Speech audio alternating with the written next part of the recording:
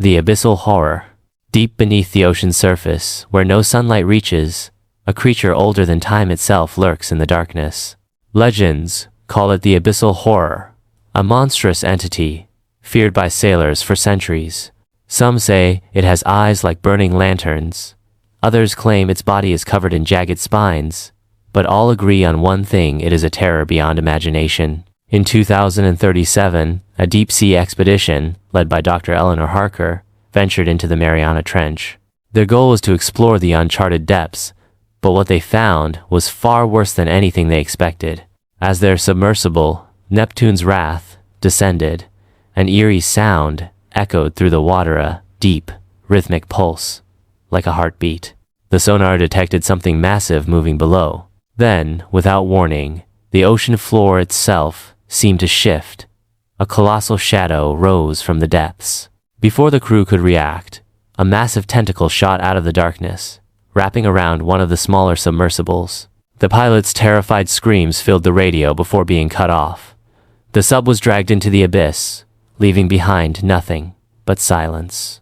Panic filled Neptune's Wrath. Dr. Harker ordered an immediate ascent, but the creature was relentless. It emerged from the darkness, a nightmare made flesh. Its bioluminescent eyes glowed like twin suns, and its enormous maw was lined with rows of needle-sharp teeth. Tentacles, covered in spines, reached for the vessel, their touch like death itself. The ship trembled as the beast struck, cracking the reinforced glass. Water began to seep in. Thinking quickly, Dr. Harker activated the emergency floodlights, hoping to blind the creature. For a moment, it recoiled, its glowing eyes narrowing. Seizing the opportunity, the crew fired the emergency thrusters, propelling Neptune's Wrath toward the surface. But, just as they neared safety, a final tendril shot upward, wrapping around the sub. The pressure was immense. In a desperate move, Dr. Harker jettisoned the ballast, lightening the vessel. The sudden shift tore them free from the creature's grasp, and they rocketed toward the surface. As they emerged, gasping for air, the ocean below grew still once more. The leviathan had retreated, but Dr. Harker knew the truth. The horror wasn't gone. It was waiting, lurking in the abyss. And one day, it would rise. Axero. The awakening below. Days after their narrow escape, Dr. Eleanor Harker couldn't shake the feeling that their encounter with the abyssal horror was far from over. The deep-sea monster had retreated, but something about its behavior haunted her. It hadn't simply attacked, it had warned them. Reviewing the sonar data, she made a chilling discovery. The rhythmic pulse they had detected before the creature appeared wasn't random. It was a pattern, a signal. And it wasn't coming from one entity. There were others. Somewhere in the black depths of the ocean, the abyssal horror had only been the beginning. The thought sent a shiver down her spine. Humanity had barely survived one encounter. What would happen when the rest of them woke up? The rise of the abyss. Dr. Eleanor Harker's warning was ignored. Governments dismissed her findings as deep-sea anomalies. The world went on as if nothing had happened. But the ocean had already begun to change. The first attack, months after Neptune's Wrath escaped the Mariana Trench, disaster struck. A cargo ship vanished off the coast of Japan. Survivors, only 3, were found days later, adrift in a lifeboat, eyes wide with terror. They spoke of tentacles the size of skyscrapers, and a creature that shattered steel like glass. Satellite scans of the area revealed something impossible: a moving landmass. It was alive. And then, the world watched in horror as the Kraken rose.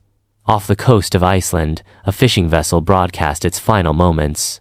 The cameras captured a monstrous cephalopod, its colossal tentacles bursting from the sea, its body a nightmarish blend of ancient scars and bioluminescent markings. The ship was gone in seconds. Dr. Harker knew this was only the beginning.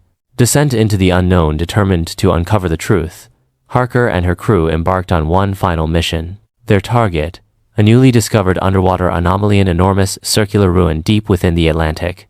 Sonar scans suggested it wasn't just a rock formation, it was a structure. Legends spoke of Atlantis, a lost civilization swallowed by the sea. But what if it hadn't sunk? What if it had been taken? As Neptune's Wrath II descended, the ruins came into view, massive pillars covered in glowing, ancient symbols. A city, untouched by time, hidden beneath miles of crushing water. Statues of unknown beings lined the seabed, their forms eerily humanoid but not quite. Then, the shadows moved. The beasts of Atlantis. A deep, resonating hum filled the submersible. The ocean itself trembled, and from the darkness, they emerged. First, a creature resembling a leviathan, its body a shimmering mass of armored scales, larger than any known whale.